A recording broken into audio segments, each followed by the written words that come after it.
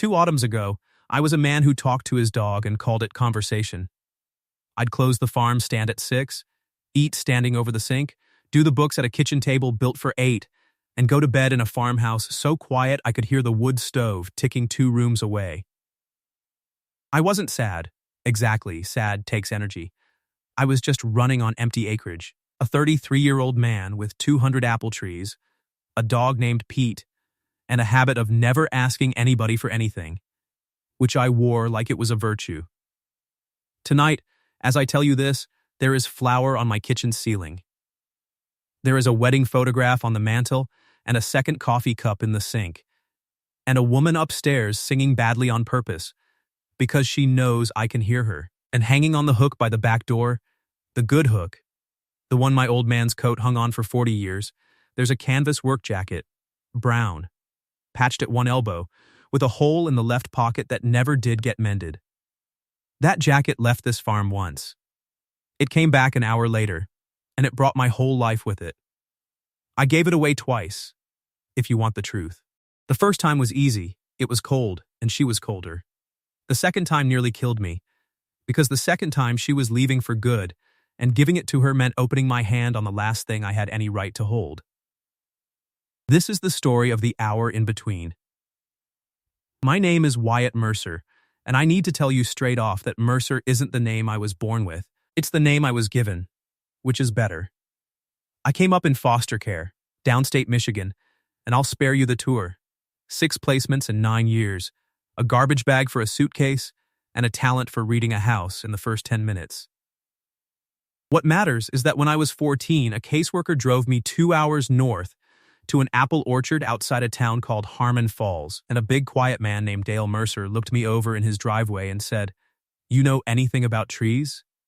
And I said no. And he said, "Good nothing to unlearn," and that was the whole interview. Dale and Ruth Mercer never had children of their own. They had me instead. And they never once made it feel like settling. Ruth passed when I was 25. Dale held on till the spring before this story starts. And he died the way he did everything. Without fuss, in his own bed, with the window open toward the trees. He left me the orchard, the debts, and the name. And I considered myself overpaid. But here's the thing about a kid who grew up in other people's houses, and I didn't understand this about myself until a woman with flour on her hands explained me to my own face. You learn early that asking is dangerous. Ask for too much, and the garbage bag comes back out. So, you get good. You get easy. You need nothing, want nothing out loud, and you call it being low maintenance, and everyone praises you for it. And you grow up into a man who can give all day long and cannot for the life of him ask a single soul to stay. Dale knew. He only said it to me once, near the end. "You give like a rich man, Wyatt," he said, looking out that window. "And you ask like a beggar who's already been told no." I laughed it off. You always laugh off the true ones. So, late September, a year and a half after we buried Dale. Harvest coming in hard. The stand busy weekends and dead weekdays. The bank sending letters and envelopes that got thinner and less friendly. And me and Pete holding 200 trees together with baling wire and stubbornness. That's when the wagon died on County Road 9. I heard it before I saw it. A 92 Volvo wagon, the color of an old nickel, making a sound like a spoon in a disposal, coasting onto my gravel shoulder with its flashers on. And out of it stepped a woman in city boots, 30 or so, dark hair escaping a knot, who looked at the steam coming off her hood, then at the miles of apple trees in every direction, then up at the sky, and said, loud enough for me and Pete and God to hear, "Oh, come on." Pete, who has never met a stranger, went straight to her. I followed at a human pace. "Water pump," I said, when I'd had a look. Maybe the timing belt with it, the way she sounds. Is that bad? Say it's not bad. It's not bad. I wiped my hands. It's expensive. Different thing. She closed her eyes. How expensive? Depends what Earl finds. Earl's the mechanic in town. The bad news is Earl's honest. The worst news is a pump for a wagon this old comes from a warehouse in Ohio. and Ohio takes its time. I nodded at the steam. You're not driving anywhere today. Where you headed? Seattle, she said, and something in the way she said it made Pete look up. Not like a destination, like an alibi. Long way from Ohio. That's the idea, she said, mostly to herself, and then stuck out her hand, all business. Lena Ward, Wyatt Mercer. Her grip was strong and her nails were short, and there was an old burn scar across the back of her right hand, the flat, shiny kind.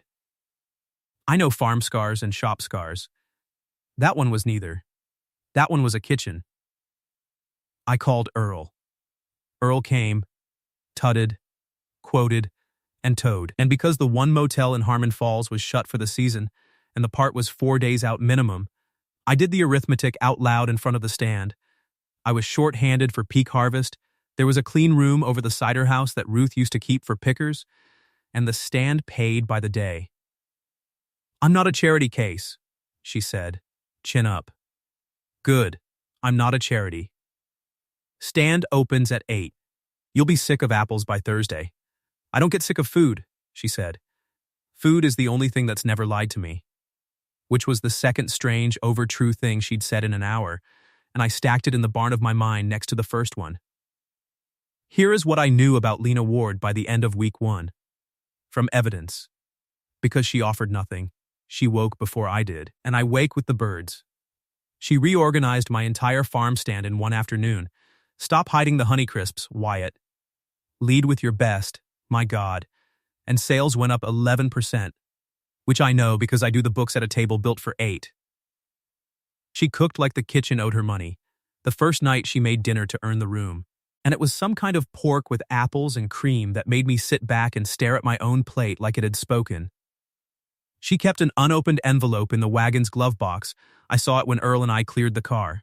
Heavy paper, handwriting on the front, gone soft at the corners from being held and not opened. And hanging behind the driver's seat there was a garment bag, long and white, zipped to the throat, and when I carried her things up to the cider house room, she took that one from me quick, gentle, the way you take a sleeping baby, and hung it in the back of the closet herself, and shut the door on it. She caught me not asking. You're not going to ask, she said. Nope. Everyone asks. I'm not everyone. I handed her the room key. Breakfast's at 6:30. Pete gets the last bite of whatever you're having. It's not my rule, it's his. And it's very strictly enforced. That got the first real laugh out of her. Sudden. Low. Like something dropped and caught. And Pete wagged like he'd invented her. The jacket happened on the 4th morning. First hard frost of the year. The kind that makes the whole orchard smell like cold cider. And she came down to open the stand in a windbreaker thin enough to read through, hugging her own elbows, too proud to say a word about it. I went into the house and came back out with the brown canvas work jacket, my spare, older than my truck, patched at one elbow by Ruth's own hand, and held it out. I'm fine, she said. You're blue. It's a look. Lena, I kept holding it. It's just a jacket. It doesn't obligate you to anything. It's not even mine, really. It was Dale's spare. It's been on a hook for 2 years, feeling useless. You'd be doing it a kindness. She studied me a second. She had a way of hearing the sentence under the sentence, and then she took it and put it on. It swallowed her. She rolled the cuffs twice, stuck her hands in the pockets, and stood there in the frost, smelling like cold apples in a dead man's spare coat, and I had to go be very busy with some crates all of a sudden. There's a hole in this pocket, she called after me. Left one. Never got around to it. You will now. You know where I sleep? I'll hold you to it. She wore it every day after that. Every single day. And I never did mend the pocket. And you'll see. The part from Ohio took 11 days instead of 4. And neither of us called Earl to hurry it. And Earl, who is honest about everything, never once brought it up. Those 11 days ran like this. Mornings at the stand, her charming the weekend crowds while I ran wagon rides for the pick-your-own families. She could sell a bruised apple to an orchardist. That woman. Afternoons in the rows, where I taught her to pick. Twist and lift. Don't yank. You're not mad at it, and she taught herself faster than I could teach. Evenings, she took over Ruth's kitchen a piece at a time, like a tide coming in, and I let her, and the house started smelling like a house again. She found the cider press on day 6, under canvas in the barn, and lit up like a kid at a fair. Does it work? Worked 2 years ago. Why'd it stop? It didn't stop. I stopped. I hadn't meant to say it like that. She let it sit, mercifully, and just rolled up her sleeves. Show me. So we pressed cider on a Tuesday night, the two of us and Pete supervising, and the barn filled up with that sweet, sharp smell.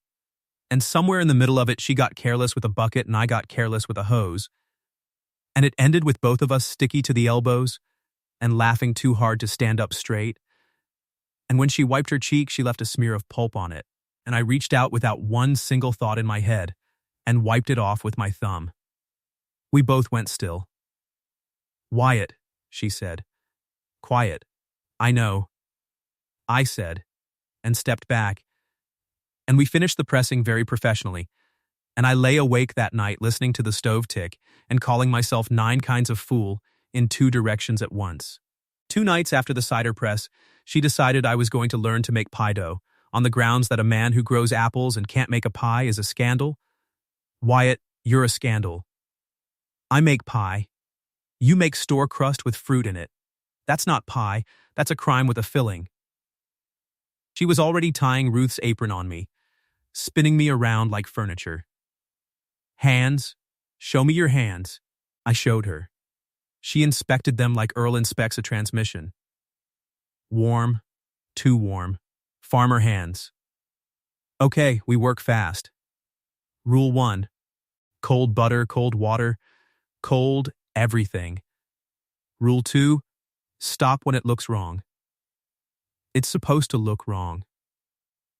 That can't be a rule. It's the whole rule. Everybody ruins dough trying to make it look right. She dumped flour into the big bowl without measuring, which offended everything I believe. You want it shaggy. Raggedy, barely holding together. It comes together in the oven, when it's ready, not before. You're not measuring. My hands measure. She held one up, the one with the burn scar. 19 years, they've never been off by much. Now, cut the butter in. No, don't stir it, you're not mad at it. Same as picking. Twist and lift. I did it wrong 4 ways, and she corrected me with her hands over mine, which shut down large regions of my brain, and somewhere in the proceedings a disagreement broke out over whether I had overhandled the dough. I had not. I absolutely had.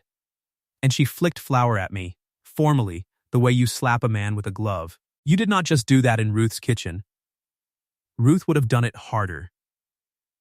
She was right, so there was nothing for it but to answer in kind, and the historical record shows the engagement lasted perhaps 40 seconds and Pete took shrapnel. And it ended when she got the better of me with the whole dusting cup, and a chunk of it hit the ceiling over the stove and stuck there in the roller marks, a white patch the size of a plate. We stood in the fallout, breathing, floured like 2 donuts. I'll clean that, she said, looking up at it. Leave it, I said, surprising myself. House could stand some evidence somebody lives here. She went quiet at that. The fast-forward quiet she got when I said a true one by accident. She dusted her hands, slow, and leaned back against the counter, and looked at me across that wrecked kitchen with flour in her eyebrows and read me out loud like a recipe card. You know what you do? She said. I've been watching you do it for a week. You give so fast nobody can ever catch you kneading.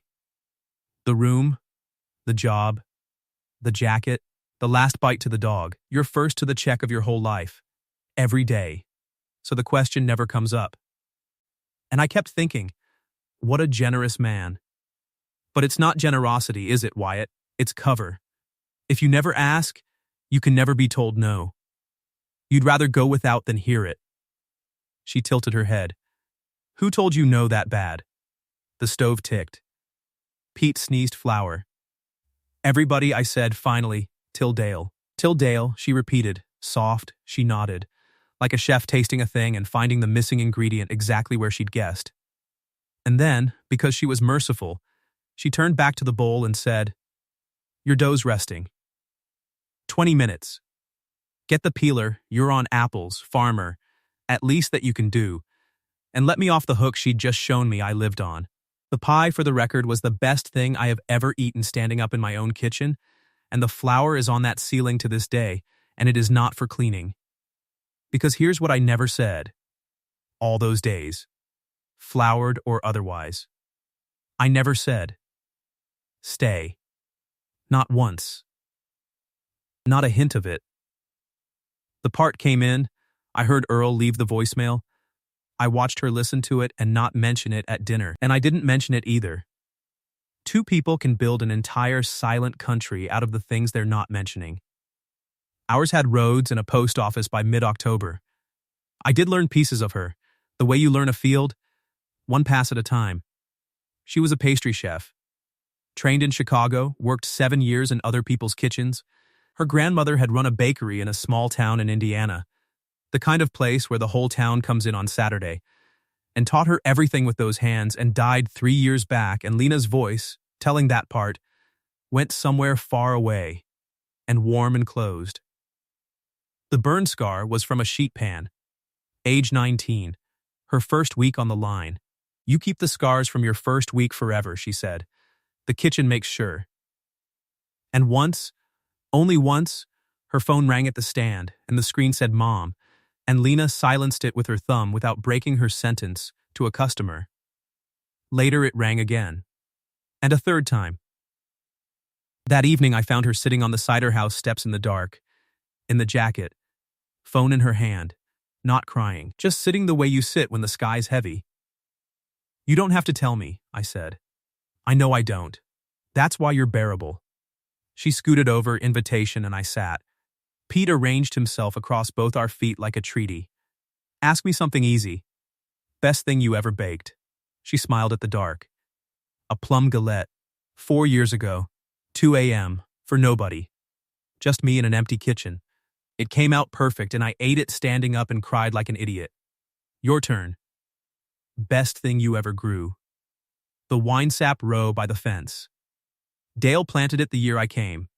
First trees that were ever mine to look after." I paused. He said if I could keep something alive for a full year, I'd stop flinching every time a car came up the drive. She turned her head. "Did it work?" "Took 3 years.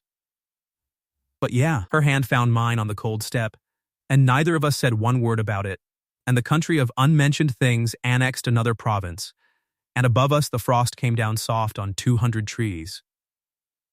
By the third weekend, the town had adopted her, which in Harmon Falls happens without paperwork. Doreen from the church. Doreen runs the rummage sale, the phone tree, and by extension the county, cornered her at the stand and interrogated her under the guise of buying squash. "Ward," Doreen said, weighing a butternut like a judge. "Any relation to the Wards over in Gaylord?" "No, ma'am. Indiana Wards." "And how long are we keeping you?" "Just till the car's fixed," Lena said, and Doreen looked at the jacket, and then at me stacking crates and pretending to be deaf, and said, with the full authority of her office, and bought 6 squash she did not need, and by Tuesday the phone tree had ruled on the matter, and the town treated Lena as settled fact. The Hendricks kids started saving her the crossword. Earl's wife sent over a casserole dish for the house. Plural, unspecified. Nobody asked me one direct question, and everybody asked me with their faces. "Your town is a surveillance state," Lena told me, delighted, restocking donuts. "It's a small town. Same thing, better pie." That was the night before it broke. Of course it was. It's always the night before. Saturday, peak season, the stand mobbed, and at noon a silver sedan with Indiana plates pulled in slow past the pumpkin bins, too clean for a farm road, and a man got out of it in a wool coat that cost more than my truck's transmission. Mid-30s. Handsome the way a bank lobby is handsome. He stood there scanning the crowd, and I knew who he was before he found her, because Lena, next to me bagging Honeycrisps, went absolutely still. The stillness of an animal that's been found by exactly what it was holding still from. Lena, the man said, arriving. Gentle, careful, like approaching a ledge. Your mother told me the town. A mechanic named Earl confirmed the car. He tried a smile that had grief all over it. You are genuinely hard to find. I've had 3 weeks of practice.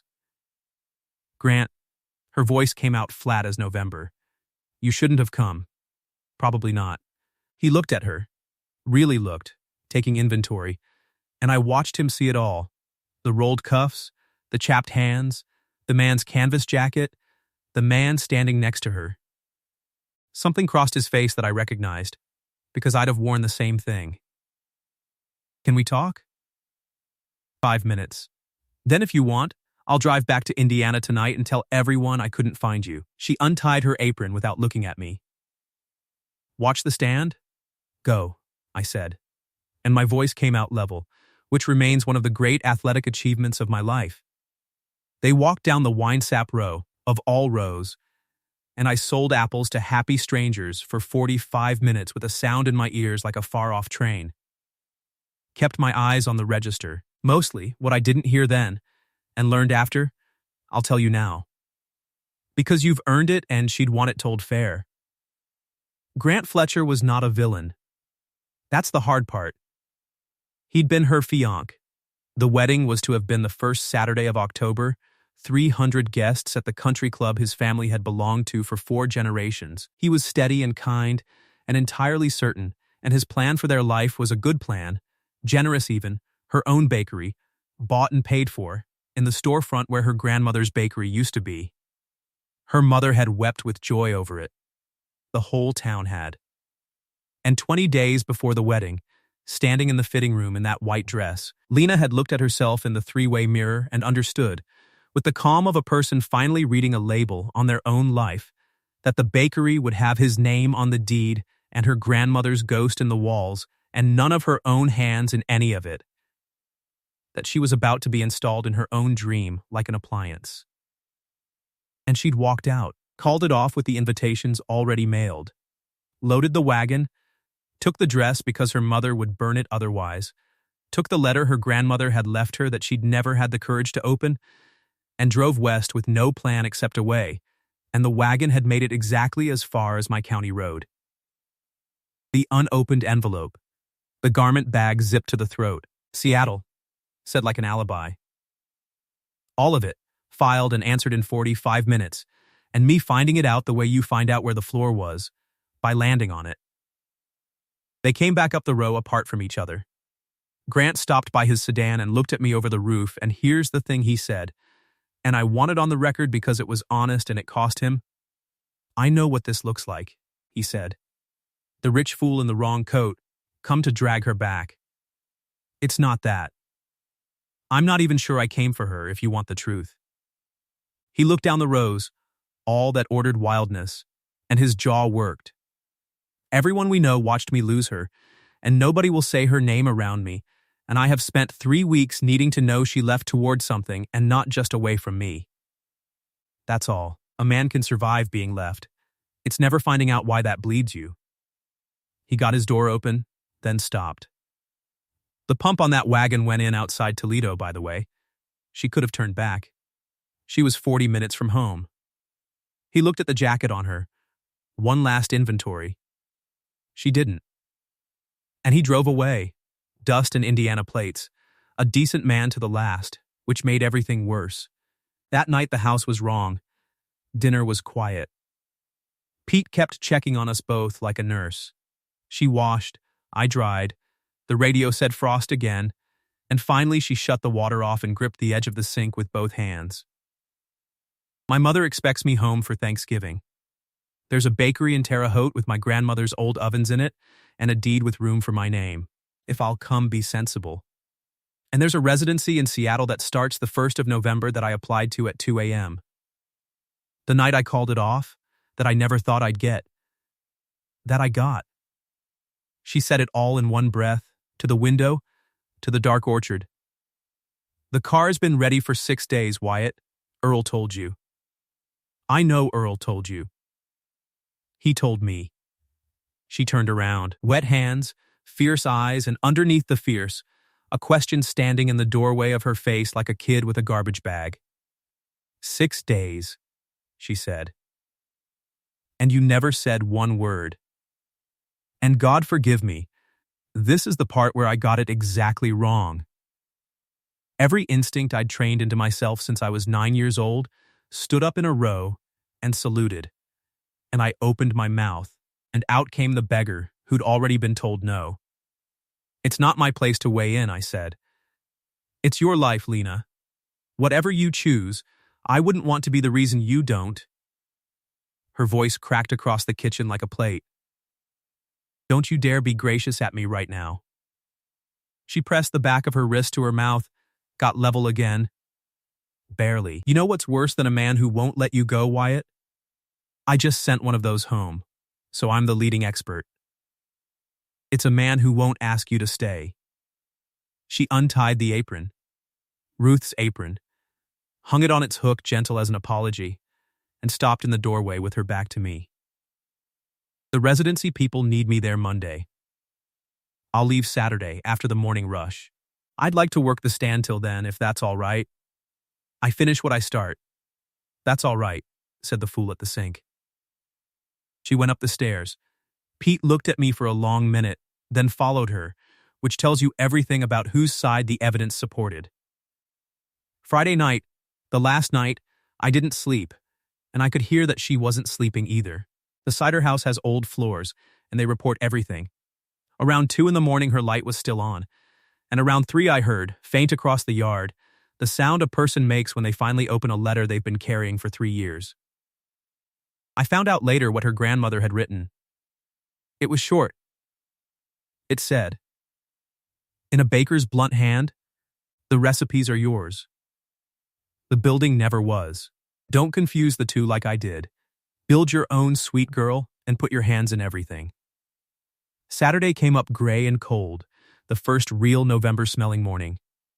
She worked the rush like it was her last shift on Earth. Because it was, memorized every regular's name, slipped the Hendrix kid a free cider donut, straightened my crooked Honeycrisp sign one final time with 2 taps, the way you straighten a picture in a house you're leaving. At noon Earl's lot boy brought the wagon around, running smooth as a sewing machine, and there was nothing left to fix, nothing left to press, nothing left between her and the road. I carried her bags. The garment bag was gone. I learned later she'd donated the dress to the church rummage in town, which is its own whole story. Ask Doreen sometime. The glove box letter rode up front now, opened, in the visor. She settled Pete's chin in her hands and told him he was the only gentleman on the property, and he took it like a knight. And then she stood by the open car door, in the cold, and she took off the jacket.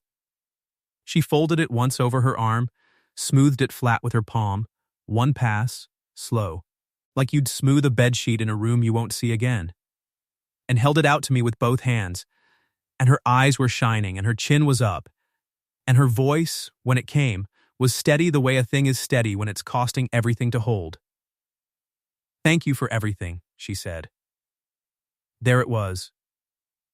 The whole goodbye folded up in 4 words and a borrowed coat. Grateful, clean, final, she was doing it right, doing it brave, returning what she'd been lent, asking for nothing. The garbage bag arithmetic I'd invented myself, played back to me note for note by the one person who'd ever learned my whole song. And every wrong instinct I owned told me to take the jacket.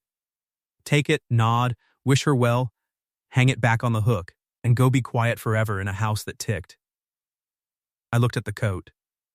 Ruth's patch on the elbow, Dale's shape still in the shoulders, and under it now, hers, the rolled cuffs, the frost mornings, 11 days that ran like one long afternoon. I put my hands in my pockets. And I didn't take it. Keep it. It looks better on you anyway. Her face came apart, not loud. She cried the way she did everything in a kitchen, contained and total. Both hands still holding out the coat, which trembled now. "Wyatt, I'm not done. It's 4 more sentences, and I've been rehearsing since 3 a.m., so let me." I took a breath. I grew up going where I was sent, holding a bag, learning not to want things out loud, and one man in my whole life ever looked at me and said stay, and I got to be his son because of it. And then I somehow decided I'd used up my turn. That's why I never said the word.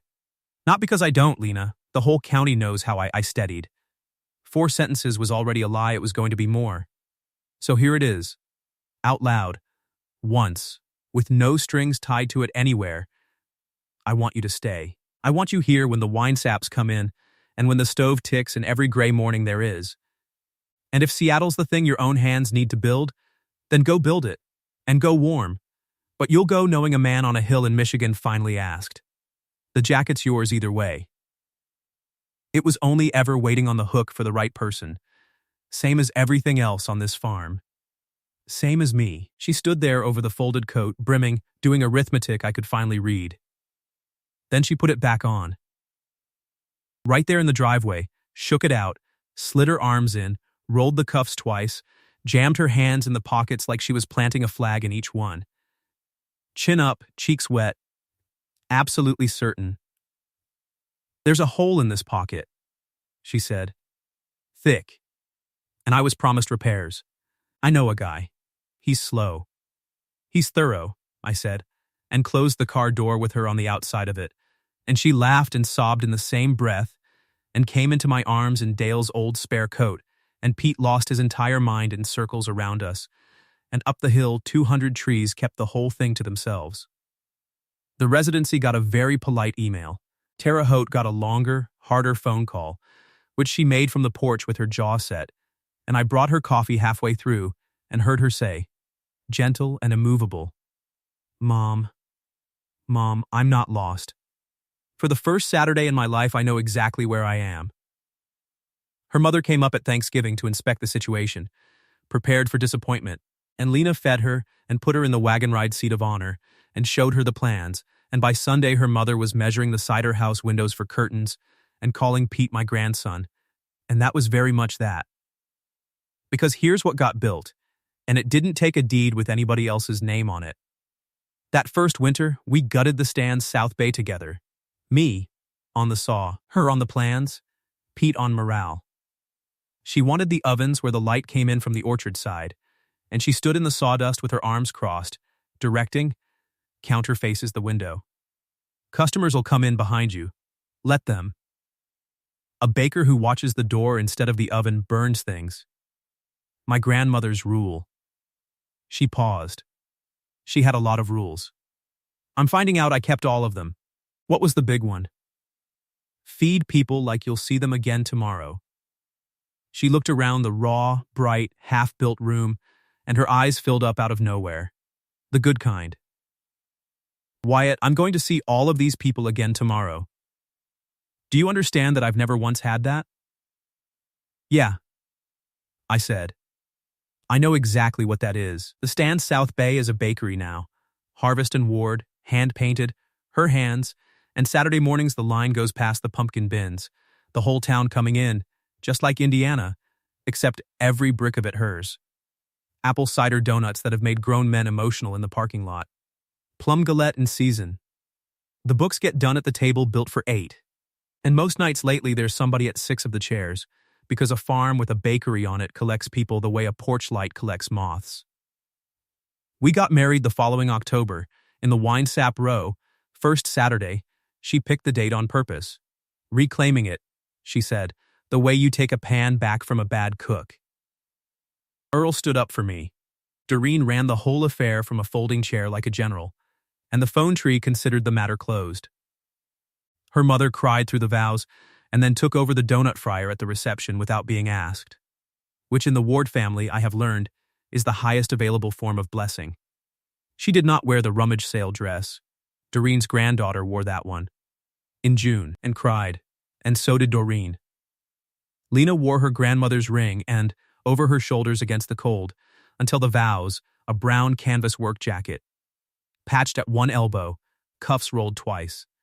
The pockets still not mended. She caught me going for Ruth's sewing box that first winter and took the needle out of my hand. Leave it, she said. That hole is where you kept your hands the day you finally asked. It stays. So it stays. Everything stays. That turned out to be the whole of it. The entire secret I circled for 33 years. And I can hand it to you now in one line. The same way it was handed to me in a driveway by a woman wearing my father's spare coat, love isn't the thing you're brave enough to give away. It's the thing you're brave enough to ask for.